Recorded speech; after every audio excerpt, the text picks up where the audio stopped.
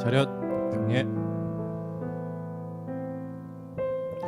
네, 사랑하는 성도님들 반갑습니다. 이번 주도 말씀 가지고 나누는 시간 잠시 가져보려 합니다. 이번 주 하나님이 누구신가라는 제목으로 창세기 2장 에덴 동산에 관한 이야기를 좀 했는데요.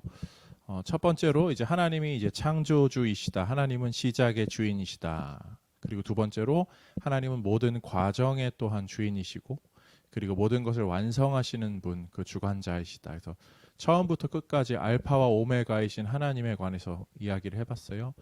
각자 설교 가운데 들은 내용들 조금 이번에는 그 철학적인 내용들이 있어서 한 번쯤 더 들어보셔도 괜찮을 것 같은데, 각자 들은 내용들 이 시간에 저희도 잠시 나눠보도록 하겠습니다. 오늘 목사님 먼저 한번 간단하게 본인이 그냥 편하게 들으면서 이런저런 생각 들었다, 은혜 받았다 하는 내용들이 있으면 알려주세요.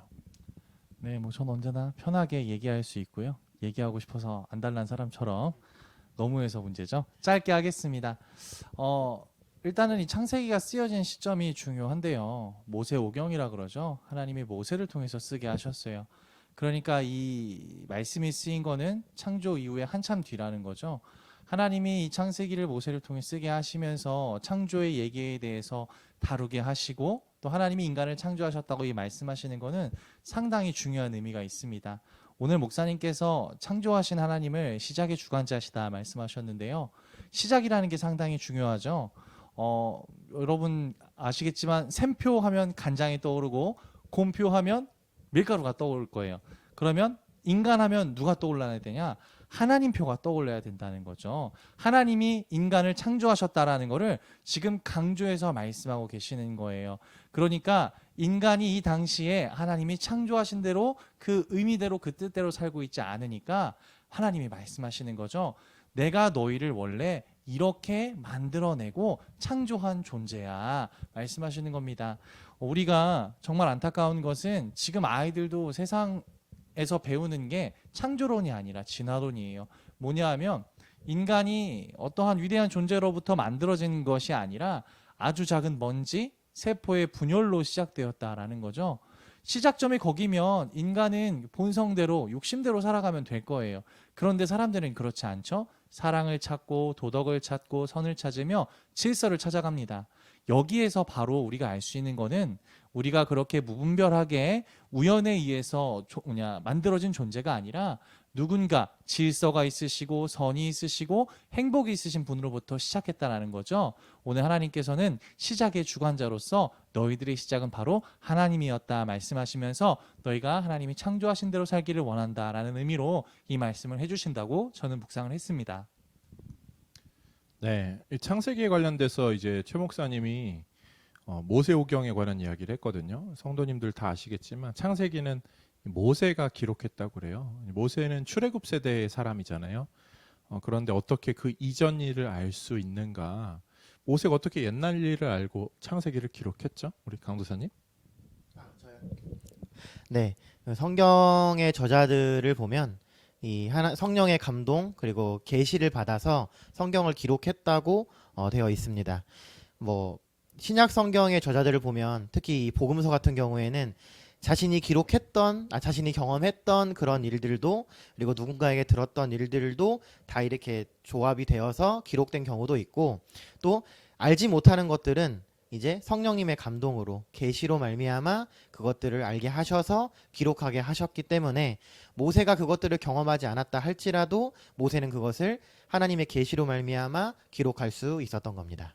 네, 하나님으로부터 배워서 계시되어서 알게 되었다라는 사실이죠. 그래서 좀 이렇게 가르쳐야 하는 내용들, 꼭 알아야 하는 내용들이 이 창세기에는 잘 담겨 있는 것 같아요. 그런 면에서 하나님이 창조주이시다, 그 부분을 최 목사님 또 이야기해 주신 대로 우리가 정말 알아야 될 부분, 요즘에 이런 교육 과정에 대해서 사실 이래저래 언급하는 것은 조금 민감하지만 우리 아이들이 꼭 알아야 하는 부분이 있죠. 신앙적으로 꼭 배워야 하는 부분이 있는데 그 부분을 창세기는 분명하게 말하고 있어요. 하나님이 창조주이시다. 하나님이 시작의 주권자이시다. 오늘 이야기를 나누면서 그런 내용들이 좀 가족 안에 또 구역 안에 나눔되면 좋겠다 생각하게 됩니다. 우리 박강도사님도 한 말씀 오늘 설교 관련돼서 이야기해 주시면 좋겠어요. 네, 최 목사님께서 이제 그 시작에 관해서 말씀을 하셨기 때문에 저는 이제 시작이 아닌 이 과정에 대해서 한번 말씀을 드려보고 싶습니다. 사실 사람이라면 누구든지 이 결과에 대해서 굉장히 중요하게 생각하고 그 결과가 어떤 것을 얻어내는지를 생각하지 않을 수 없는데 사실 성경을 보시면 결과는 그렇게 중요하지 않은 것 같아요. 왜냐하면 결과는 하나님께서 책임지시는 것이고 결과는 하나님께서 인도하시는 것이기 때문에 결과는 우리가 이제 보면은 성경의 결과를 알고 있기 때문에 어떤 사건들의 결과를 다 알고 있기 때문에 보시면 다 하나님의 선하신 뜻대로 인도하시고 하나님께서 다 복을 주시고 이런 것을 우리가 알고 있거든요. 근데 그 과정을 살아가는 그 사람의 그 시선으로 본다면 그 과정이 결코 쉽지 않음을 우리는 알 수 있습니다. 요셉이 그러했고 모세가 그러했고 그 과정이 정말 고난과 어려움과 역경이 즐거운 일과 기쁜 일보다는 훨씬 더 많은 것들을 차지하고 있음을 우리는 알고 있죠. 근데 그 과정들을 잘 이겨내고 하나님의 선하심을 믿고 하나님의 주권자이심을 하나님께서 우리를 인도하고 계심을 믿고 그것들을 이겨나갔을 때 마침내 결국에는 하나님의 뜻대로 하나님께서 원하시는 대로 그것들을 다 이루어냈음을 우리는 알고 있는 것처럼 우리 역시 이 인생의 과정에서 하나님은 우리의 결론보다 이 과정을 얼마나 하나님을 의지하고 하나님을 창조주로 인정하고 그렇게 믿고 나아가고 있는가, 신뢰하고 있는가가 더 중요하다고 그렇게 성경은 우리에게 말하고 있습니다. 그래서 세상 사람들은 뭐로 가도 서울로 가면 된다라고 말을 하지만 우리는 뭐로 가면 안 되고 정도로 성경이 말하는 그 길로만 걸어가야 한다고 저는 오늘 말씀을 들으면서 그런 생각을 좀 많이 했던 것 같습니다. 뭐로 가도 서울로 뭐가 뭐죠? 모서리를 말하나요? 뭐 잘 모르겠지만 과정이 중요함을 이제 분명히 성경이 말하고 있어요. 사실 그 과정에 어떻게 하는지를 하나님은 굉장히 관심을 갖죠. 아브라함이 하나님의 뜻에 따라 이제 고향을 떠나고 아비의 집을 떠나고 이제 하나님의 약속의 땅에 갔는데 거기에 갔더니 기근을 만나게 된 것이 아브라함의 인생이죠. 그러나 아브라함은 복된 인생으로 결국은 세워지긴 하지만 이 결과가 정해져 있는 거죠. 결과가 이미 확정이 된 거죠. 그런데 그 과정에 어떻게 하시는지를 하나님은 굉장히 관심 있게 보시고 그 과정을 굉장히 세밀하게 성경이 풀어쓰고 있는 거잖아요. 성경 자체가. 우리 인생도 마찬가지인 것 같아요. 그러한 과정, 이 결과를 추구하는 것보다 이 과정을 또한 어떻게 해 나아가느냐, 그것 또한 굉장히 중요한 부분인 것 같아요.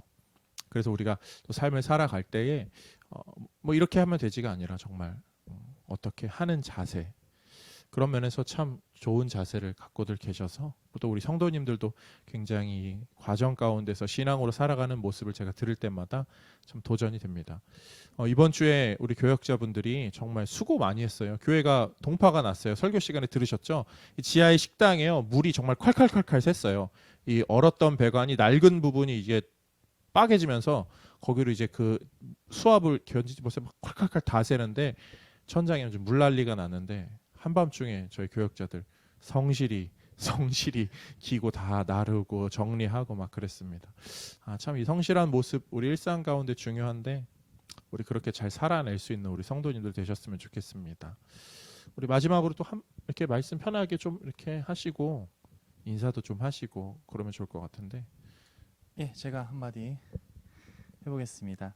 오늘 말씀해 주셨는데 또 한 주간 또 고생 아닌 고생을 하면서 또 오늘 말씀을 들으면서 묵상한 것이 있다면 오늘 말씀 막바지에 있는 선악과에 대한 이야기가 아닐까. 아이들이 가장 많이 하는 질문이 그거예요. 선악과를 왜 만드셨죠? 그거 안 만드셨으면 시험에 들지 않았을 텐데 라고 얘기를 하는데, 하나님은 우리가 잊고 있는 게 있어요. 하나님은 우리에게 모든 걸 다 주셨어요.